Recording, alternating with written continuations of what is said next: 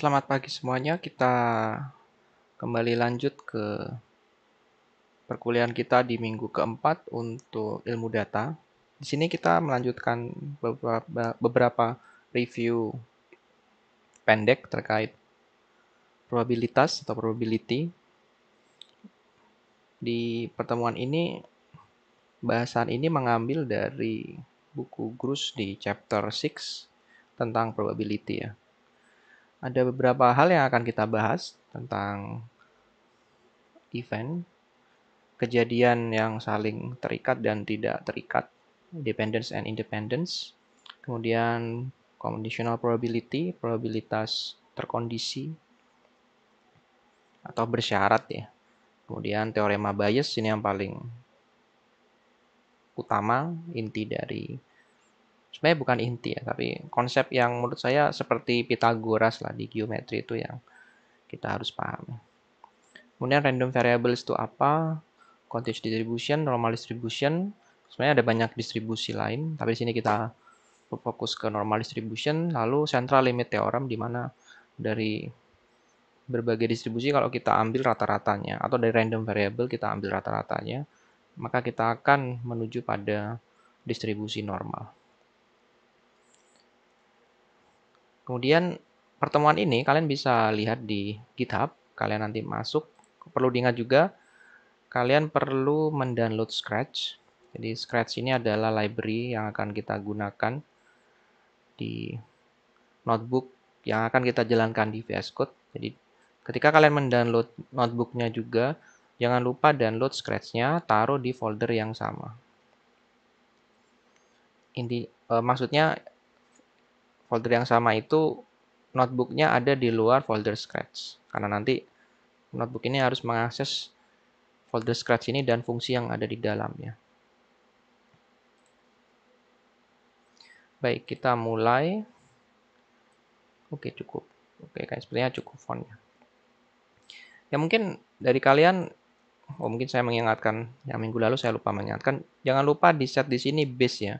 Jadi misalnya kalian nanti belum ada, pilih select another kernel, Python environment, pilih di sini Miniconda. Miniconda ini base ya, jadi adalah environment dasarnya, basis.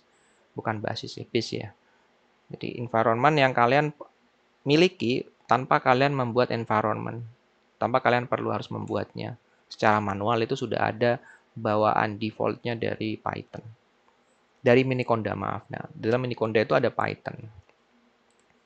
Ya mungkin ada beberapa banyak masalah yang belum terinstall, Pak, belum terinstall. Nah, silakan tanyakan di grup atau langsung ke ruangan saya, nanti akan saya bantu. Baik. Nah, mungkin untuk notebook ini kalian butuh ini library namanya SciPy, Scientific Python. Jadi ini library yang sangat populer untuk metode numerik ya. Saya juga menggunakan untuk riset.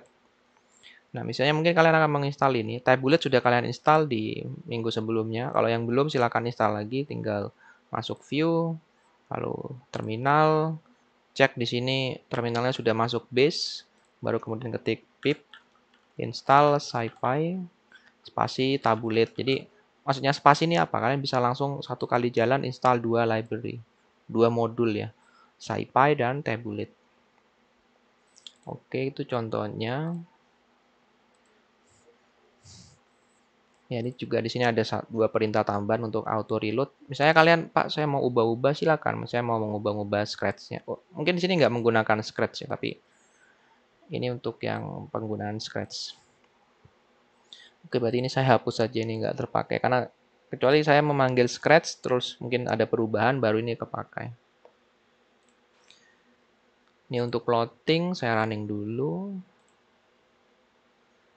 Nah, kita mulai dari dependence and independence event ya. Ini ada events, independent and independent events. Maksudnya apa sih? Jadi sebenarnya probabilitas itu adalah ilmu tentang rasio ya. Ini saya ambil kata-kata ini dari Tribluwan Brown channel yang saya sangat sukai. Jadi channel tentang matematika, computer science, apalagi ya. Ya, mathematics and computer science. Dan itu dia menjelaskan tentang konsep bias itu sangat bagus sekali ya. Nah, silakan kalian kalau tertarik menonton Tribluwan Brown, tulisannya ya Tribluwan Brown T 3B 1B gitu. Itu channel matematika yang sangat populer. Jadi dia menjelaskan bahwa sebenarnya probabilitas itu adalah studi tentang rasio gitu.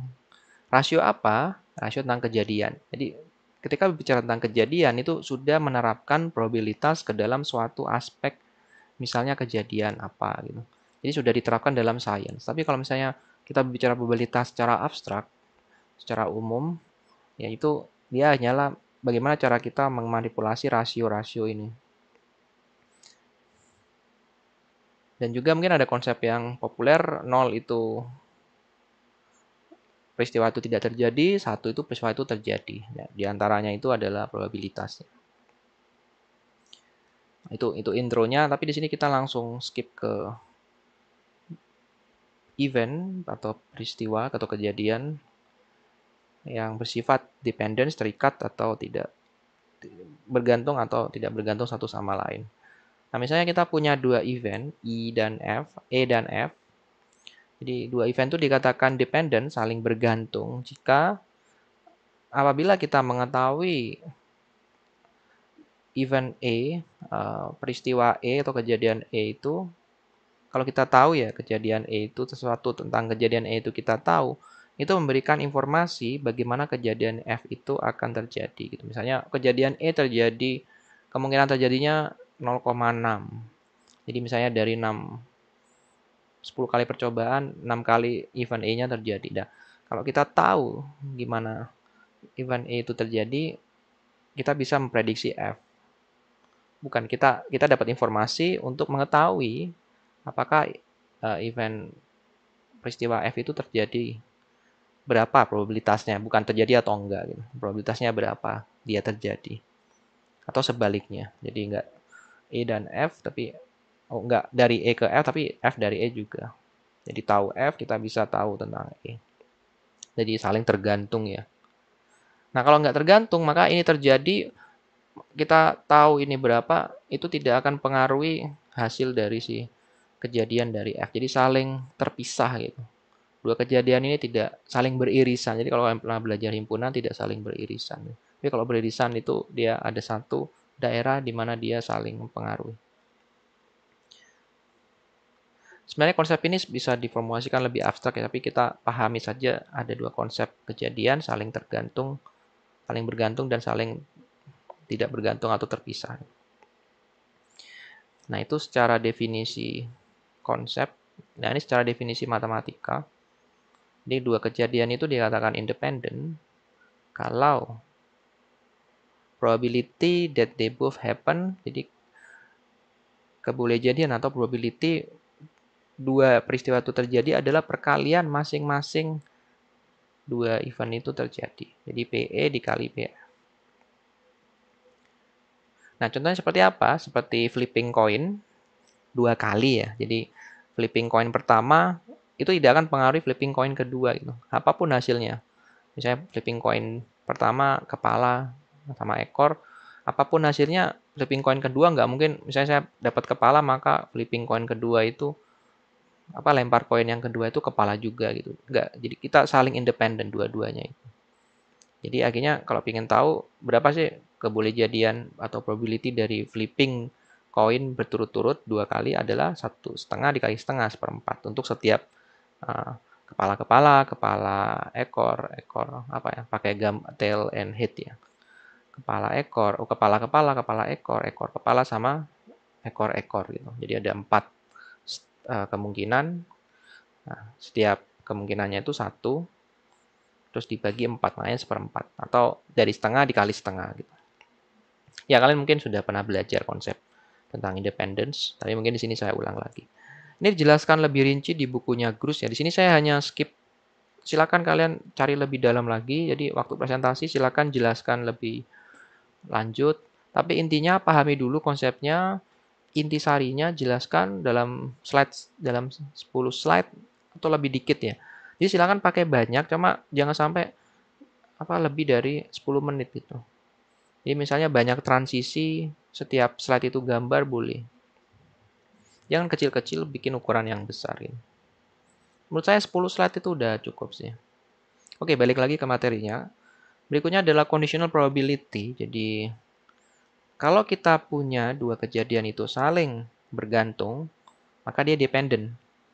Jadi kita bisa rumuskan yang namanya conditional probability. Jadi kalau E terjadi, bagaimana kejadian untuk F gitu.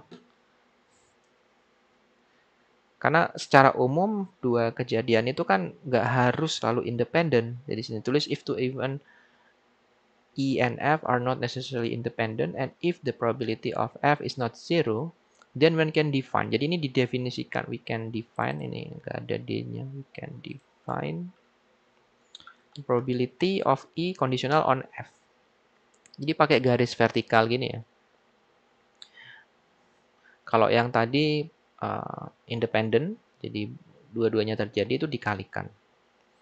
P, E, F, jadi kalau dua-duanya independen itu bisa dikalikan P, E, F. Jadi atau irisannya sebenarnya. Both happen tuh ingat seperti himpunan, kita hitung bagian irisannya. Cuma rumusnya bukan pakai irisan himpunan, bukan. Tapi menggunakan ini. Seperti yang tadi. Contohnya flipping coin berturut-turut 2 kali. Flipping coin yang pertama atau lempar koin yang pertama itu kejadian E, lempar koin yang kedua kejadian F. Kemudian ada conditional probability. Sini, oh ini ada contohnya ya. Jadi kita definisikan sebagai mungkin ya ini E garis vertikal F, atau sebenarnya bacanya the probability of E conditional on F. Probabilitas dari E yang disyaratkan pada F. Mungkin pakai bahasa Inggris itu lebih enak ya. The probability of E conditional on F. Jadi ini dibaca garis vertikalnya conditional on F. Atau misalnya di bias itu given F gitu. Probability of A given F. Jadi diberikan F, berapa probability dari E-nya? Jadi caranya gimana? Kita cari irisannya, E dan F itu, kemudian kita bagi dengan F keseluruhan. Jadi kayak di himpunan itu kita bagi rasio E terjadi jika F diberikan dengan seluruh kemungkinan F-nya.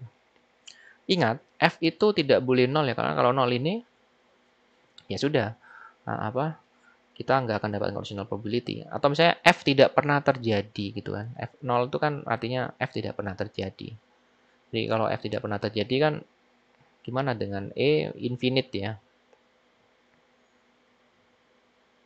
Contohnya ini yang independen ya. Jadi kalau independen, E dan F itu independen, kita bisa masukkan P, E, F, P, E, P, F, terus jadi bisa di cancel out ya.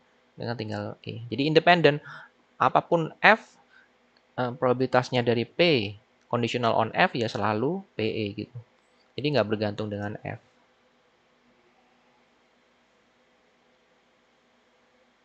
Atau bisa dibilang, which is the mathematical way of expressing that mengetahui F terjadi atau enggak, give us no additional information. Nggak akan memberikan kita informasi tambahan kalau dua-duanya ini independen. Tapi kalau nggak dependen, kita bisa hitung ya. Ingat, probability dari F-nya is not zero. Jadi bukan kejadian yang nggak pernah terjadi. Gitu. Jadi selalu, kalau nggak pernah terjadi kan, ya kita nggak akan pernah membicarakan tentang E. Jadi setidaknya dia harus terjadi. Oh, bukan terjadi. Dia tidak nol ya. Jadi kemungkinan dia bisa terjadi atau tidak terjadi atau diantaranya itu 0,6 atau 0,3 probabilitasnya. Ini contohnya untuk yang di atas terkait conditional probability. Ya, conditional probability. Benar ya, conditional probability. Jadi contoh dari suatu keluarga dengan 2 anak yang kita nggak ketahui gendernya, laki-laki atau perempuan. Asumsi, setiap anak itu punya peluang yang sama untuk memiliki gender laki-laki atau perempuan, boy and or girl. Gender dari anak kedua itu tidak bergantung, independent of the gender of the first child. Jadi misalnya kalau anak pertama perempuan itu tidak menentukan apakah anak kedua akan laki-laki atau perempuan. Jadi bebas mau laki-laki mau perempuan bebas. Jadi semua kemungkinan ada. Dan kemungkinan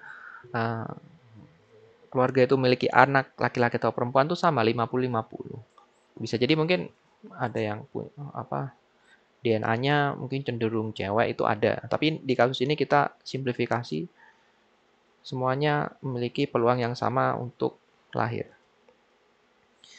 Nah, di sini saya buat tabelnya, kemungkinan possible outcome, kemungkinan kombinasi anak dari keluarga itu yaitu laki-laki, laki-laki, anak pertama laki-laki, anak kedua laki-laki, atau anak pertama laki-laki, anak kedua perempuan. Ini saya data semua. Terus ditanyakan, berapakah probabilitas dari peristiwa atau kejadian dua anaknya itu adalah perempuan? Kita sebut B. Conditional on the event. Jadi, the older child is girl. Jadi diberikan anak pertama itu perempuan, anak pertama ya older child. Berapa kemungkinan dua anak dari family itu adalah perempuan semua? Nah, kita tulis pakai tadi rumusnya P, probability of B conditional on G is equal to, masukkan aja rumusnya PBG dibagi G. PB, G ini apa? Ingat, G itu kan peristiwa yang pertamanya ya. Jadi anak pertamanya perempuan itu tidak menentukan apakah dua-duanya ini perempuan atau enggak gitu. Jadi independen, karena ini independen, ingat G ini independen dengan B, maka dia probabilitasnya B aja ya. Kemudian kita punya P, B sama PG. B itu adalah both children are girl. Lihat di tabel, girl itu hanya terjadi satu kali dari 4 kemungkinan, makanya di sini 1/4. Nah, PG juga, G itu adalah the older child is girl. Kita lihat anak pertama yang perempuan itu ada 2, yaitu girl, boy sama girl, girl gitu. Akhirnya di sini kita punya 2/4 ya, makanya di sini ada setengah gitu. Jadi karena dari 2/4 disederhanakan setengah, akhirnya kita punya the probability of the event both children are girl, conditional on the event the older child is girl, is half gitu. Jadi diberikan anak pertama perempuan dan both children itu girl. Saya sebenarnya ngambil dari sini ya. Girl and girl ini kan 1. Terus yang bawahnya itu ada 2, jadi 1/2. Itu kalau mau shortcutnya, tapi saran saya hitung dari awal. Ini jelaskan seperti ini. Since the event B and G, both children are girl and the older is just the event B. Oh, ini yang PBG tadi penjelasannya. Kenapa jadi PB gitu.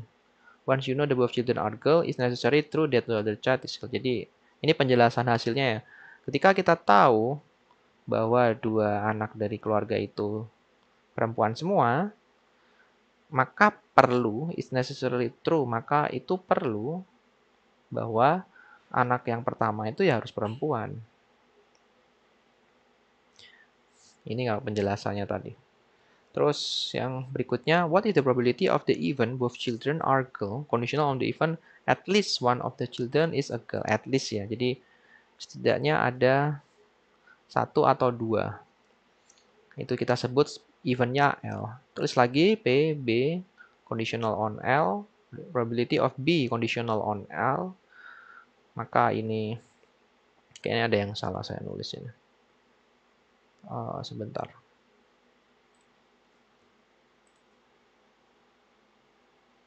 Ya, ada yang salah saya. Harusnya itu, ya ini PBL ya, bukan PBG. Probability of B and L. Ini dari definisi conditional probability ya. Kita tahu bahwa kalau at least one of the children is girl L, ini independen ya. Jadi mau yang event L sama B ini saling independen. Dia nggak peduli both children ini, event ini bebas ya. Jadi nggak tergantung mau anak pertama setidaknya ada perempuan atau tidak, di L itu tidak ada kaitannya. Makanya PB, L itu jadi PB. Nah, yang L ini mungkin agak beda karena yang ditanyakan adalah at least one of the children is girl. Kalau kita lihat tabel, at least berarti setidaknya ada 1 perempuan. Jadi ada yang kombinasi boy, girl, boy. sama girl, girl, perempuan, perempuan. Jadi ada 3 ya, 3 dibanding keseluruhannya 4. Makanya di sini ada 3/4. Nah, ini secara matematis ya. Nah, kita bisa simulasikan ini di dalam perhitungan ini. Jadi kita generate berapa? 100 family ya nanti. 100 atau 200 family dengan karakter yang sama, yaitu setiap family punya kemungkinan anak perempuan dan laki-laki itu equally sama. Terus gender dari anak kedua itu saling bebas, tidak bergantung dengan gender anak pertama. Jadi kita generate 100 keluarga, atau sebenarnya satu keluarga tapi eksperimen itu diulang 100 kali. Saya 100 apa 1000 ya? 10.000 kali. Caranya gimana? Ada beberapa tipe data bantuan, namanya enumerator. Enum item atau saya lupa saya. Bentar, saya cek lagi. Python enum itu ya, enumerasi. Enumerasi itu pencacahan ya, 1 2 3. Nah, kita bikinnya pakai kelas, kita namakan kit. Terus objeknya, jadi ini sebenarnya kalau kalian paham di OOP namanya inheritance. Jadi ada objek yang lebih besar, lalu kita modifikasi objek yang besar itu jadi objek yang sesuai kebutuhan kita. Nah, kita panggil objek yang besar itu, masukkan ke objek yang kita buat, yaitu namanya kit. Lalu dalam objek itu kita bikin 2 buah atribut. Sebenarnya data ya, data boy. Jadi kalau dia boy, datanya 0. Kalau girl, dia bernilai 1. Nah, contohnya ini. Terus kita buat fungsi namanya random kit. Inputannya adalah algoritma RNG. Jadi inputnya adalah fungsi RNG. Kemudian kita bisa panggil pilih dari kit atau boy ini. Ingat, anak yang cowok atau cewek ini membawa nilai 0 dan 1. Jadi kalau kita ketik kit.boy itu akan mencetak 0. Ya, ini format dari enumerasi ya. Jadi menggunakan kurung sudut gitu. Angle bracket. Ini masih sama. Saya sudah jelaskan atau belum? Belum kayak. Jadi ini pakai seed, terus masukkan di sini kita generate random number generator. Habis itu kita buat suatu variabel untuk menyimpan berapa kali kemunculan peristiwa both girl. Kita ulangi 10.000 kali ya. Si keluarga itu menghasilkan anak. Nah, kita tambahkan ke sini kalau ternyata nanti setelah dibangkitkan bilangan acaknya, ternyata yang keluar anaknya dua-duanya cewek, itu tambahkan di sini 1 kayak gitu. Ternyata anak pertamanya cewek, maka di sini tambahkan 1. Berarti kan kalau dua-duanya cewek, berarti ini juga older girl juga nambah gitu. Atau setidaknya at least, ini yang tadi kondisi yang at least, yang L, itu setidaknya ada 1 perempuan. Nah, kita lakukan perulangan eksperimen itu, generate 10,000 pairs of children gitu. Jadi mengenerate 10.000 pasangan anak-anak. Nah, pertama kita ambil random kit, masukkan RNG-nya younger, older. Jadi ini untuk generate anak yang lebih muda, dan ini untuk anak pertama, anak kedua, anak pertama. Dan ini kita lakukan 10.000 kali ya. Jadi yang iterasi pertama, kalau anak pertama itu perempuan, ingat maka kita tambahkan ke variabel ini older girl-nya tambah 1. Kalau anak pertama itu juga perempuan dan yang muda yang kedua itu perempuan, maka tambahkan yang both girl-nya. Both girl itu tambahkan 1. Kemudian dua-duanya perempuan itu tambahkan 1. Kemudian kalau yang pertama itu perempuan atau yang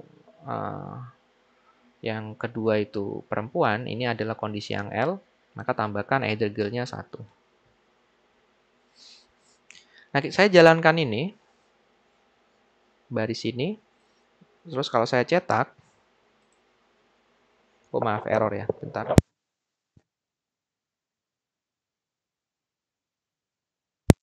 Kalau saya cetak, saya running dulu yang atas. Kalau saya cetak, di sini lihat, untuk mendapatkan perbandingan dua-duanya benar dibanding dengan older girl ini anak pertama perempuan, itu kita dapatkan rasionya 0,5 sesuai ya.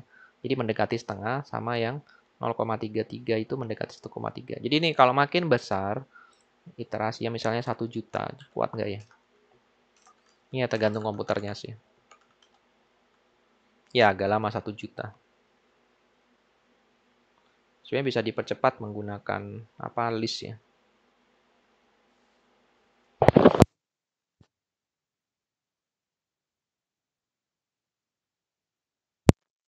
Oke, agak lama. Saya stop dulu. Oh, udah 19 detik. Nah, mendekati ya dari 0,5. Terus ini juga 33. Harusnya kan 0,3333 ini. Jadi dia ya semakin banyak semakin mendekat. Ya namanya apa peristiwa random seperti itu. Jadi dia harus infinite ya. Baru ini kan nilai ketika kita mengenerate secara infinite itu nilainya ini. Oke, ini saya kurangi dulu 10.000 karena mungkin nanti kalau dijalankan di laptop beberapa laptop mungkin nggak kuat. Saya running lagi. Jadi ini kalau setiap running beda-beda ya hasilnya. Sama nggak? Oh ya sama karena saya menggunakan sheet yang sama. Tapi kalau sheetnya saya nggak cetak, misalnya saya sheetnya diganti none, nah itu nanti setiap running beda-beda. Tapi dia selalu di sekitaran setengah dan sepertiga gitu. Jadi ini cara satu membuktikan. Jadi kalian bisa menggunakan ini perhitungan rasio-rasio ini. Atau juga bisa menggunakan komputasi, ya sudah generate saja kondisi itu benar nggak gitu. Oh, kalau benar ya sudah.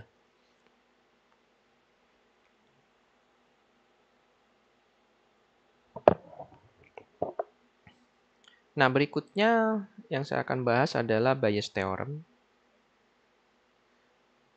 Jadi ini saya ngambil beberapa konsep ini saya ambil dari Triblu-One-Brown karena di buku Grus tuh agak sedikit ribet, cuma nggak apa-apa. Jadi saya akan coba jelaskan. Kalau kalian tertarik, silakan lihat di videonya Triblu-One-Brown ya. Ini tinggal diklik. Videonya sangat bagus itu jadi tentang Bayes theorem itu kita ngelihatnya dari usefulness-nya, kegunaan ya, usefulness-nya dari kegunaan. Kemudian kita lihat bagaimana rumus itu diciptakan atau dibuktikan, baru setelah itu arti dari setiap bias itu gimana. Itu 3 level understanding-nya. Silakan dilihat, bagus banget menurut saya. Dia animasinya pakai Python ini. Nah, di buku Gus itu Bayes theorem dipandang sebagai bagaimana kita membalik arah dari conditional probability. Jadi misalnya kalian diberikan probability of B conditional on L. Nah, kalian bisa menghitung probability of L conditional on B gitu. Jadi ada relasinya. Nah, relasi itulah dikaitkan dengan Bayes theorem. Tapi sebenarnya dia apa sih gitu? Nah, kalau mau tertarik silakan tonton videonya. Tapi mungkin saya akan jelaskan sedikit di sini. Nah, di sini adalah penjabaran rumusnya. Ya, misalnya kita punya probability of E conditional on F. Ini definisi dari conditional probability. Kemudian E, F ini itu dinyatakan dalam conditional probability of yang bentuk probability of F conditional on E gitu. Karena kalau kita punya F conditional on E itu sebenarnya sama dengan P, E, F dibagi PE gitu. Jadi kita terapkan 2 kali definisi conditional probability. Akhirnya kita dapatkan rumus Bayes yang terkenal ini ya. P, probability of E conditional on F is equal probability of F conditional on E times probability of E divided by probability of F. Nah, menariknya lagi, ini jarang digunakan dalam perhitungan. Umumnya untuk digunakan dalam perhitungan itu, PF ini harus dipisah dulu. Jadi di breakdown. Kenapa kok bisa di breakdown, Pak? Gitu. Ya, itu ada penjelasannya. Sebenarnya kalau kalian tertarik belajar aljabar, apa saya lupa aljabar apa ya. Sigma aljabar. Jadi aljabar tentang probabilitas. Gitu. Nah, itu ada aksiomanya. Kita bisa pecah aksioma namanya sigma additivity. Nah, itu konsep yang lain ya kalau kalian tertarik teori yang dalam banget. Nah, tapi intinya kita bisa pecah menjadi 2 peristiwa yang saling lepas, mutually exclusive events. Jadi peristiwa yang saling lepas. Misalnya kayak himpunan kita bisa apa ya, iris duanya jadi dua himpunan yang saling lepas, nggak ada irisan. Gimana caranya? Jadi probability of F itu bisa dinyatakan probability F and E N, probability F and not E gitu di bawah ini. Kenapa ini bisa benar? Karena ketika E terjadi, F itu probability-nya berapa? Kalau E nggak terjadi, probabilitasnya F itu berapa? Kan dua-dua kemungkinan itu sudah, terus kalau ditambahkan ya kita dapat probability F itu berapa? Independent of E ya, karena kita udah jumlahkan semua. Tapi kita bisa breakdown tadi dengan E and not E. Not E ya. Oke, kemudian kita substitusikan yang tadi. F ini pecah, kemudian P, F, I itu bisa kita pecah lagi menggunakan conditional probability. Sama seperti, jadi kita lihat ada dua suku yang sama ya. Suku penyebut itu sama dengan suku yang pertama di suku pembilang sama dengan suku pertama di penyebut. Jadi ini bentuk yang sering digunakan. Ya agak panjang ya, tapi ini yang sering digunakan dalam perhitungan praktisnya. Oke, contohnya seperti apa penggunaan bias itu? Jadi bayangkan suatu penyakit itu menginfeksi satu orang untuk setiap 10.000 orang. Artinya, ya ini berapa ya? Kecil banget lah, ada 10.000 orang, penyakit itu menginfeksi satu dari 10.000 orang. Jadi kemungkinannya sangat kecil banget. Dan bayangkan ada suatu tes untuk menguji penyakit tersebut. Jadi misalnya ada dari 10.000 itu, atau dari 1 juta lah. Karena kan ini kan bicara perbandingan ya. Jadi kalau ada 100 orang, 100.000 orang berarti ada 10 orang, diberikan 100.000 orang akan ada 10 orang yang terkena penyakit itu. Atau 1 juta orang ada 100 orang. Seperti itu. Nah, kemudian dari populasi yang diberikan, itu ada cara untuk menguji apakah orang ini memiliki penyakit ini atau enggak. Hasilnya adalah positif. Jadi positif itu 99% untuk setiap pengujian. Jadi misalnya ada berapa? 10.000 orang, dia uji itu ke berapa? 100 orang. Maka kalau memang orang itu sakit dan dia diuji 100 orang tadi ya, jadi kita punya populasi terus 100 orang itu benar-benar sakit ya. Jadi benar-benar sakit terus diuji dengan alat untuk menguji apakah mereka sakit. Nah, dari 100 itu 99 yang akan terdeteksi sakit. Yang satu ini akan luput. Jadi ini 99% itu maksudnya itu. Nah, tapi kan yang paling mungkin yang ditanyakan gini, misalnya kalau tesnya, misalnya nih saya tes, kemudian saya tes hasilnya positif atau negatif, kemungkinan saya punya penyakit atau enggak itu, atau orang itu punya penyakit atau enggak itu berapa? Nah, itu yang kita bisa tanyakan dengan menggunakan bias. Karena yang kita ketahui, kalau orang yang sakit, hasil tesnya kayak apa gitu. Itu yang kita ketahui. Tapi kita ingin tahu sebaliknya. Misalnya kita udah dites dulu nih. Jadi conditional on probability of D, conditional on T. Probability of D-nya itu berapa? Diberikan probability test ya. Kemudian hasilnya bahwa kemungkinan kita kena penyakit itu atau enggak. Tapi jangan kita ya, orang itu kena penyakit atau enggak. Itu berapa? Nah, itulah gunanya bias di sini. Nah, itu bisa dijabarin langsung. Probability of D conditional on T. Sama dengan rumus yang tadi di atas, tinggal diganti aja variabelnya ya. Jadi sebenarnya ini penjelasan mengenai hasil tes positif ini apa maksudnya sih. Misalkan, jadi kita misalkan peristiwa hasil tes itu positif. Your test is positive to T, terus you have a disease, itu D, peristiwanya ya. Jadi tinggal masukkan aja ya. Nah, kalau di dalam videonya Blue One Brown, kalian akan dilatih gimana memformulasikan dari masalah ini itu ke dalam diagram kemudian baru dapat rumus. Tapi di sini mungkin saya mengikuti yang di bukunya Grus ya. Nah, kita jabarkan setiap termnya ini. Probability of T on conditional on D itu maksudnya probability that someone with the disease, jadi diberikan ada probability orang itu sakit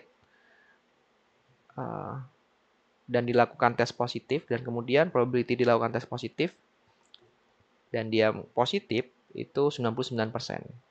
Karena 99% ini kan dihitung dari orang yang sakit. Jadi ada misalnya orang sakit itu 100, maka 99 orang ini pasti benar. Jadi dia sakit terus diuji dengan alat ini, benernya itu 99. Yang satu ini gagal dicek, jadi luput dari pendeteksian. Kemudian probability of D adalah probability that diberikan sembarang orang, berapa sih kemungkinan orang ini punya penyakit. Ya kita udah diberikan tadi 1 dibanding 10.000.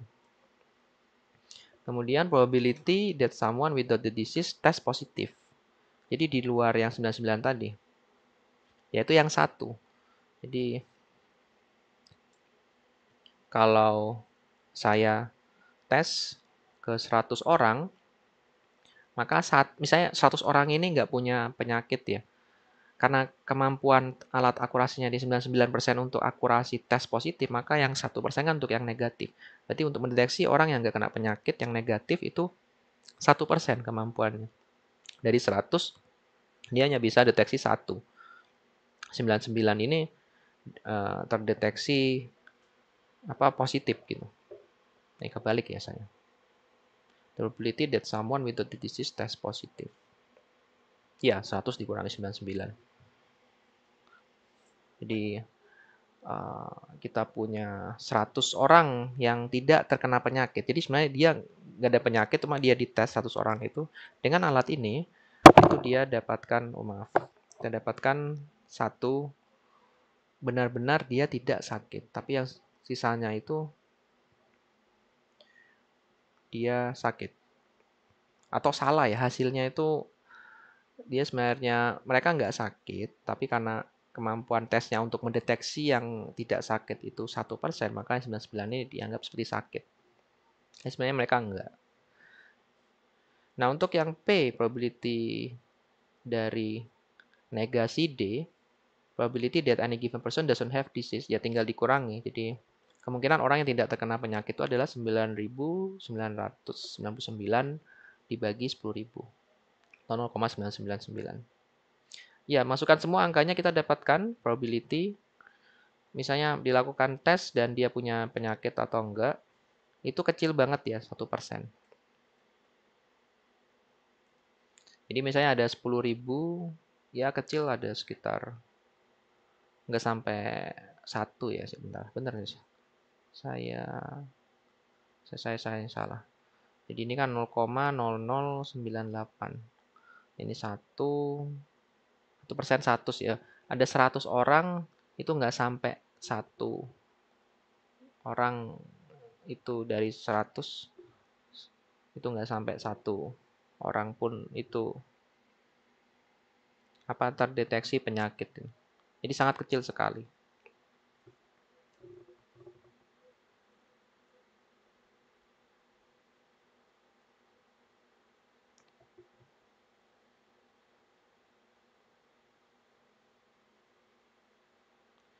Nah, ada sebenarnya istilah, kenapa sih tes resultnya kok kecil banget 1% ya?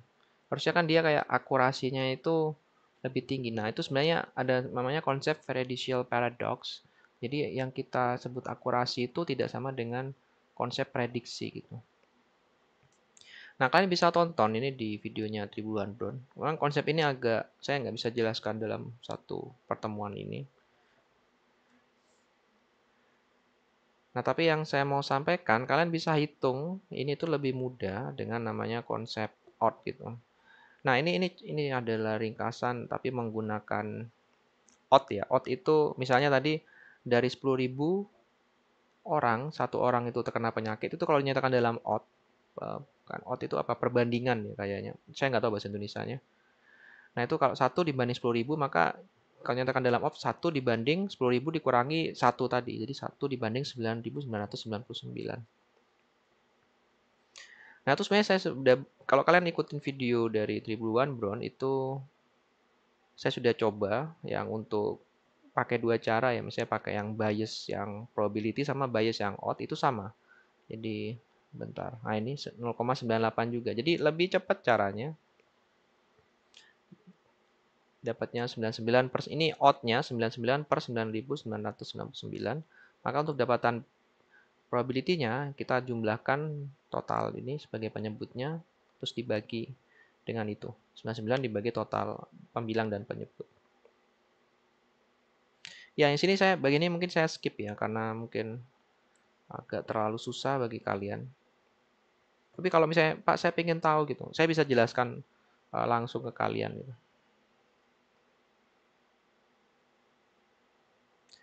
Oke, berikutnya. Jadi mungkin bagi yang presentasi, silakan kalau mau menjelaskan yang bagian ini ke bawah. Tapi mungkin bagi saya cukup sampai sini aja ya, bagaimana perhitungan biasnya ini. Oke. Nanti ini penting ya untuk bias itu untuk buat spam classifier gitu. Misalnya ada email masuk terus kita cek email ini spam atau enggak, itu bisa pakai bias classifier. Ada banyak sebenarnya penerapannya. Baik, saya lanjutkan ke random variable. Sebentar. Saya lanjutkan ke random variable. Jadi sebenarnya random variable itu apa sih, Pak? Jadi di sini ada penjelasannya ya. Is variable was possible value have an associated probability distribution. Jadi setiap variabel ini itu terasosiasi dengan distribusi. Contohnya diberikan distribusi normal. Maka nilai randomnya ini mengikuti kurva distribusi normal itu. Yang di dekat rata-rata itu akan sering tersampling atau sering dibangkitkan.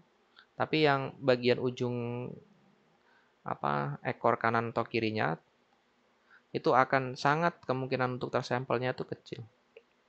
Nanti ketika diplot frekuensinya kalian dapat pendekatan kurva Gauss-nya itu atau distribusi normalnya. Kemudian ada istilah namanya expected value of random variable is the average of its value weighted by the probability. Jadi ketika kita punya random variable kita bisa hitung yang istilahnya expected value. Sebenarnya rata-rata ya. Jadi rata-rata dari nilai variabel kita. Jadi kita tentukan, kita kumpulkan nilainya, terus bobotnya berapa gitu, berdasarkan probabilitas kemunculan nilai itu. Jadi sebenarnya kalau kalian nanti generate bilangan random dari distribusi normal, maka bilangan random yang kalian generate kalau kalian plot histogram itu akan terbentuk distribusi normal lagi. Nah, distribusi normal itu contoh dari continuous distribution. Ada namanya distribusi discrete ya. Itu ya kayak apa tadi? Binomial kalau nggak salah ya, binomial. Binomial itu sebentar.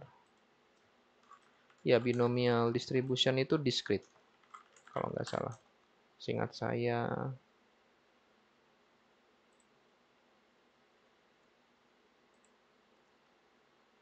Ya, binomial itu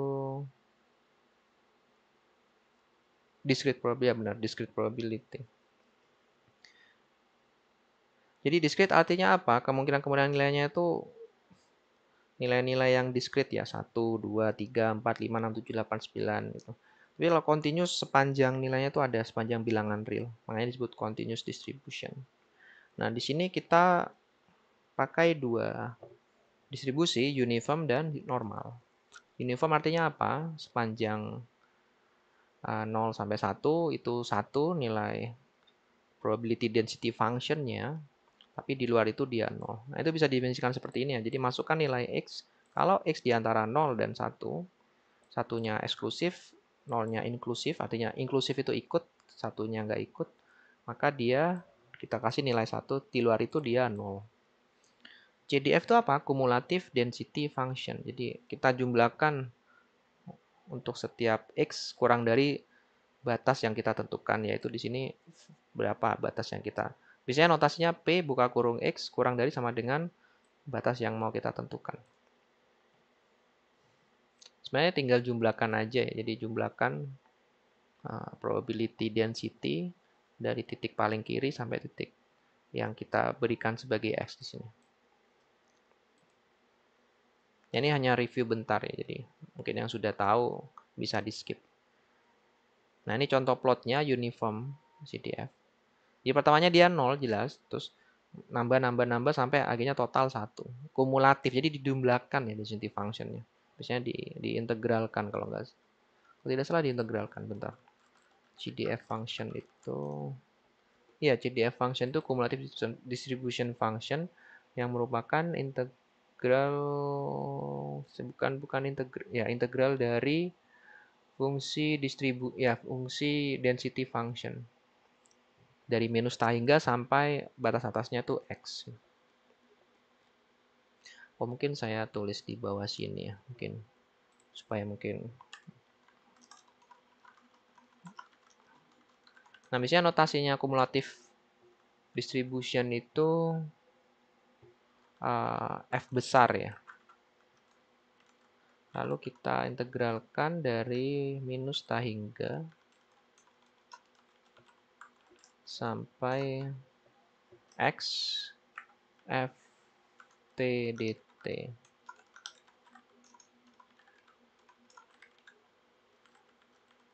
Nah, seperti ini. Kumulatif ini F yang ini adalah density functionnya. Nah, tapi kalau di komputer integralnya didekati dengan penjumlahan biasa. Jadi kita pecah-pecah minus hingga sampai X. Yang kita nggak menghitung sampai minus hingga karena kan mungkin ada suatu batas setelah X tertentu ke bawah itu sudah 0 karena integral kalau udah kontribusinya 0 kita bisa skip. Ini contohnya uniform CDF. Kalau normal bagaimana? Ini probability density functionnya di Gaussian function ya dengan rata-rata mu dan deviasi sigma. Kumulatif density functionnya gimana? Tentunya seperti ini. Nah, mungkin saya tambahkan bisa kayak di sini ada uniform kayak.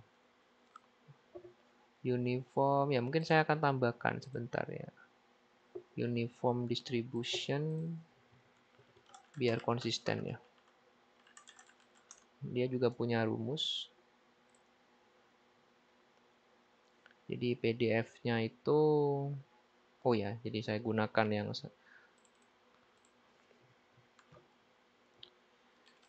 apa ya, sebentar. Probability density function. Jadi probability density function of uniform distribution. Nah, itu sama dengan kita pakai rumusnya apa di sana? Di bawah sini fx ya. Ya, ada parameternya a, b gitu. Fx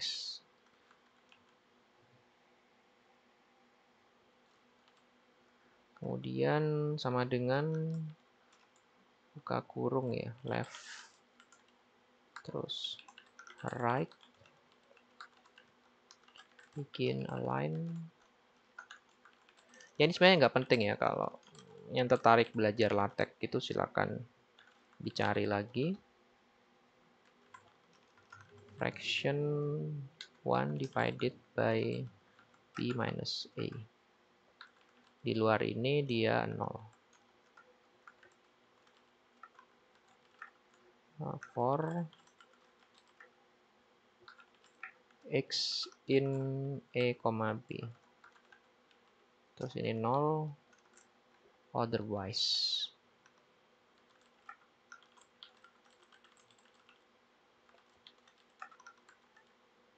Ini saya kasih $, ampersand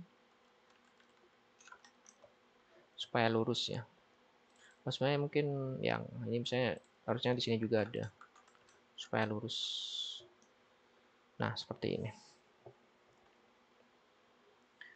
Nah, kumulatifnya gimana? Kumulatifnya itu ini.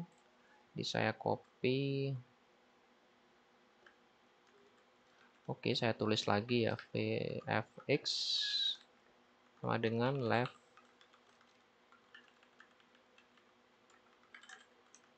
Ini nggak perlu kalian jelaskan nanti ya di presentasi. Ini karena saya pengen nambahkan aja di notebook, ya mungkin untuk catatan kalian. Tapi di presentasi kalian nggak perlu jelaskan lateknya ini dari mana nggak perlu. Sini saya cuma mau menuliskan lagi rumusnya. 0, terus fraction x minus a, b minus a, lalu seperti ini, kemudian 1, ini harus ada ampersandnya, ada komanya tidak, sebenarnya nggak pakai koma ya.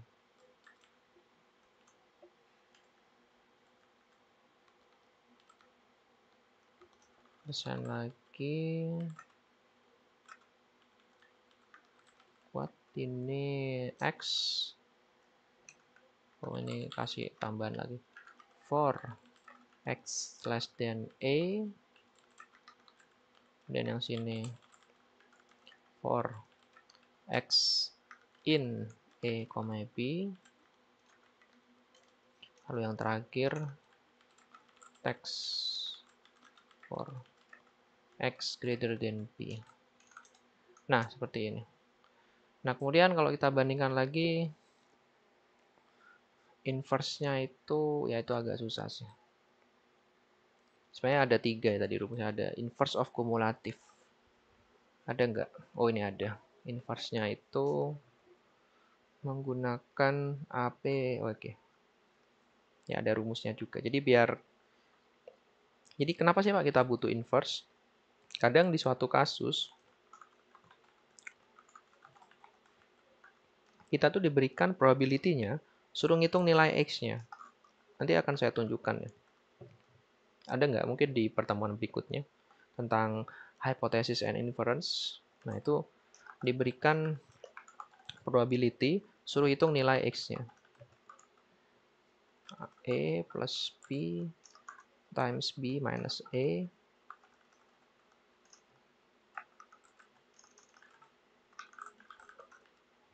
for 0 less than P less than 1. Nah, ini. Oh, mungkin ini kurang penjelasan. The cumulative density function of uniform distribution. Yang sini the inverse of cumulative density function of uniform distribution. Oke. Nah, ini saja agaknya setara. Ini saya ngambil dari Wikipedia. Silakan dicari namanya continuous uniform distribution itu ada rumusnya. Jadi kita lihat di sini B yang dan A-nya itu 1 ya, kalau yang kita pakai di fungsi ini adalah B-nya 1, A-nya 0. Sehingga di sini 1, kalau di dalam A, B di sini ini dalam 0,1, di luar itu 0. Kemudian cumulative density function-nya gimana? Juga sama, ini garis linier ya. Gradiennya B minus E. Jadi B minus E itu kan 1 ya. Jadi kalau kita lihat gradiennya di sini 1, 1, terus dibagi 1. Lalu dia memotong sumbu di titik minus, di titik 0 ya. Jadi ini sumbu Y-nya dimotong di titik 0. Jadi ini sesuai. Di luar itu dia 0 dan 1. Jadi sebelum A dia 0 atau sebelum 0 dia 0, setelah B atau setelah 1 dia 1. Sesuai.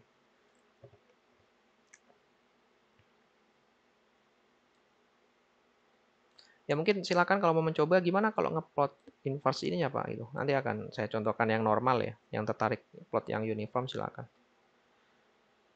Nah, berikutnya normal distribution, ini fungsinya. Jadi nanti sebenarnya distribusi itu ada banyak ya, 20 atau berapa. Bahkan kalian bisa bikin distribusi sendiri gitu, kalau nggak salah. Yang penting memiliki sifat-sifat itu ya. Distribusi itu integral totalnya 1 kalau yang unit ya. Terus ada yang discrete, ada yang continue. Ya, ada banyak sekali distribusi, bahkan ada yang dimensi 2, dimensi 3 gitu. Nah, ini contohnya yang normal distribution ya menggunakan fungsi Gauss ya, eksponensial, mu rata-rata, sigma ini adalah standar deviasi. Kumulatifnya juga sama, jadi kita integralkan terhadap x dari minus tangga sampai x, terus x-nya ini kan dummy variabel bisa ganti t, jadi dapat ini. Terus ada ARF ini apa Pak? Ini error function ya. Jadi ada bentuk integral itu kita nggak bisa tuliskan dalam fungsi algebraic function. Algebraic function itu apa? Bisa dinyatakan dalam seperti fungsi-fungsi cosines, ya cosine, cosin, tang, eksponen, terus penjumlahan, pengurangan, pembagian. Dan ini ada bentuknya error function ini. Ini mungkin saya tunjukkan. Jadi kalian ketik aja di wiki error function wiki. Nah, itu ada formulanya. Jadi 2 per akar pi dari 0 sampai z. Ini kalau bentuk kompleks ya. Terus eksponensial pangkat minus t square diintegralin. Ada banyak pendekatan untuk menghitung integral ini. Tapi bentuk solusinya itu nggak ada ya bentuk kayak eksak berapa gitu tanpa yang ada integralnya. Jadi biasanya menggunakan pendekatan deret atau bentuk-bentuk yang lain lah. Metode numerik integral yang lain. Jadi makanya ditulis dalam bentuk error function. Inverse-nya juga sama, diberikan probability nilai x-nya berapa, itu menggunakan inverse of CDF. Dan juga kita bisa, jika random variable z itu dibangkitkan dari standar normal random variable, yaitu rata-rata 0 dan standar deviasinya 1, maka kita bisa generate random variable baru. Misalnya kita mau ubah rata-ratanya, itu tinggal jumlahkan, terus kalau mau ganti standar deviasinya kalikan sigma. Ini fungsinya, jadi ya agak-agak ribet, ada x, ada mu, ada sigma. Sebenarnya dari sini ya, x, mu, sama sigma. Terus mu sama sigma itu adalah keyword parameternya, jadi kita kasih nilai defaultnya 0 sama 1. Ini rumus tadi ya, rumus Gauss. Ini yang sudah saya, bukan di kelas ini ya, di kelas yang satunya. Terus kita hitung juga, nah itulah mengapa di atas kita butuh SciPy, karena kita mau import function error function ini. Jadi fungsi ini sudah didefinisikan di modul SciPy, jadi kita nggak perlu nuliskan ulang fungsi ini kayak apa sih Pak gitu. Jadi udah mempermudah hidup kita satu langkah. Inverse ini agak sedikit susah. Jadi gimana kita nyari inverse ini? Ada namanya metode bisection. Jadi dicoba satu-satu ya.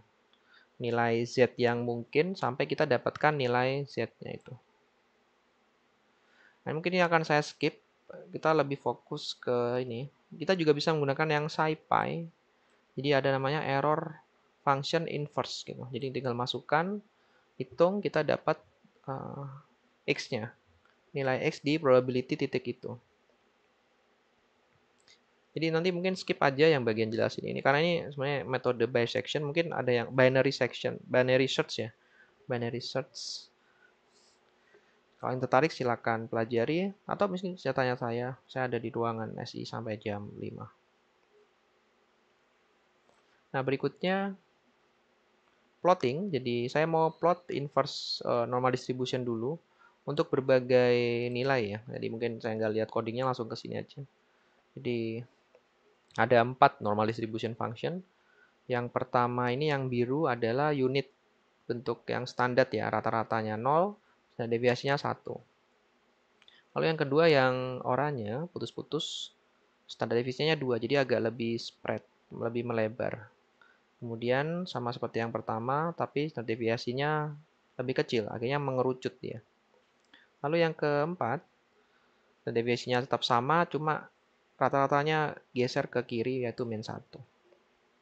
Jadi kalau lihat puncak ini ada di min 1. Nah berikutnya plot dari CDF, ya tinggal jumlahkan semua ya. Jadi untuk yang, jadi ini setiap warna ini bersesuaian dengan distribusi yang di sini. Ya lebih, kalau misalnya yang unit, yang biru dia seperti ini. kalau makin besar sigmanya, standar deviasi, dia makin landai. Tapi kalau makin kecil sigmanya, dia makin curam. Kenapa? Karena kita tahu kalau yang sigmanya kecil, dia makin pipih ya di standar di distribusi density functionnya, yang di probability density function itu makin pipih, makanya makin curam. Nah, tapi kalau yang kita geser mu-nya, maka dia geser saja ya ini nilai. Kalau kurvanya tetap sama, lihat di sini gradiennya yang biru sama merah itu sama. Nah, kemudian plot CDF-nya, ya agak panjang plotnya, saya nggak akan jelaskan. Hampir sama seperti CDF ya, cuma kita rotate ya. Bukan rotate sih, kita mirror ya. Kita cerminkan terhadap terhadap garis Y sama dengan X. Jadi kalau kalian pernah belajar pencerminan, kalau kalian pernah belajar inverse function di kalkulus 2 itu sebenarnya inverse itu adalah pencerminan terhadap terhadap garis Y sama dengan X. Jadi kita lihat ini kan sebenarnya kena putar ya. Nah, di sini saya tunjukkan perhitungan menggunakan rumus manual bisection sama yang menggunakan library SciPy. Hasilnya sama, nggak ada jauh beda. Baik, kemudian yang terakhir, central limit theorem. Jadi ini adalah konsep yang sangat fundamental di dalam probability.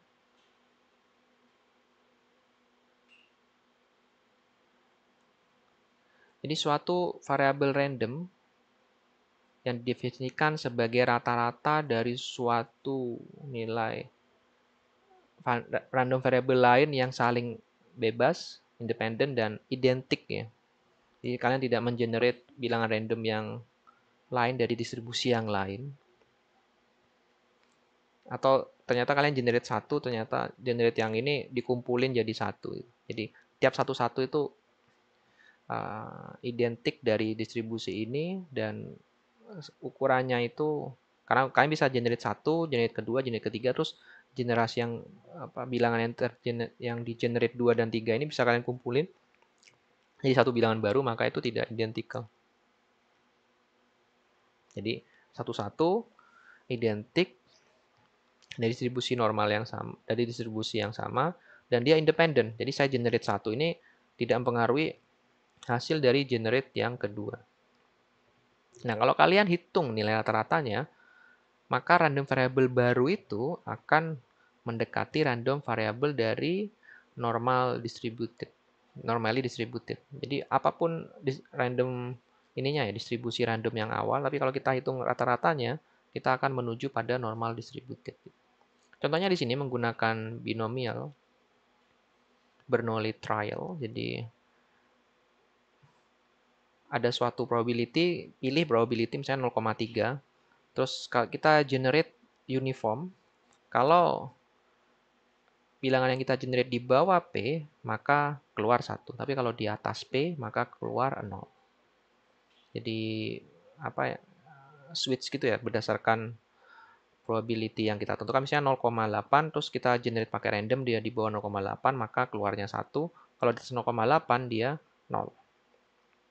Sebenarnya kayak flipping coin ya, dia kepala atau ekor gitu. Kalau kepala 1, ekor 0. Itu kalau P-nya sama dengan 0,5. Tapi P-nya ini bisa umum, makanya disebut Bernoulli trial.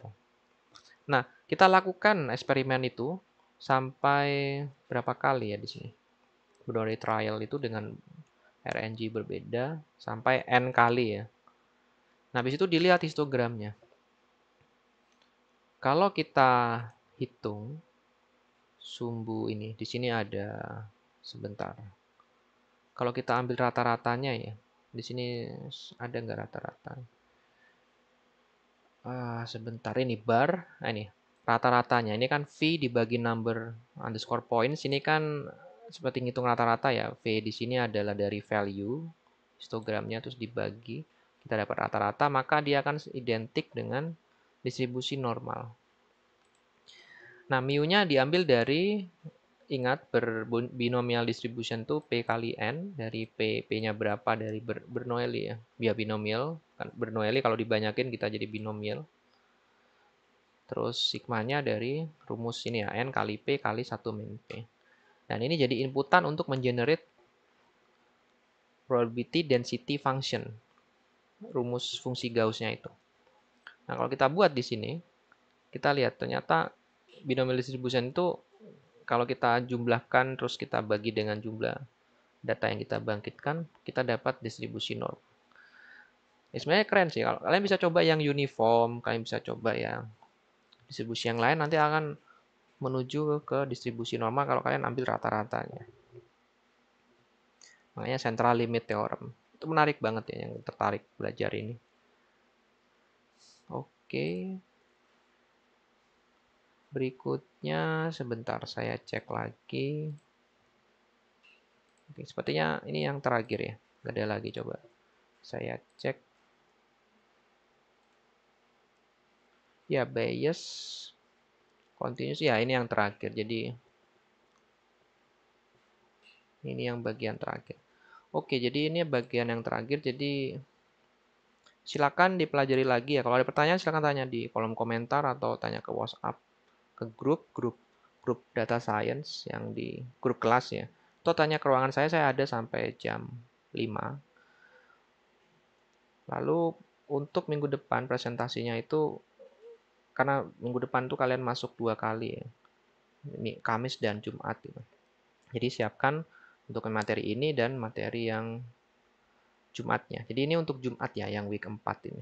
4 ini dari chapter 6. Nanti di minggu depan, atau mungkin minggu ini ya, hari Sabtu, itu akan saya buat untuk yang minggu 5 dan 6. Jadi saya tiap minggu cuma bisa bikin 2 video, karena buat video itu saya harus pelajari dulu materinya lagi.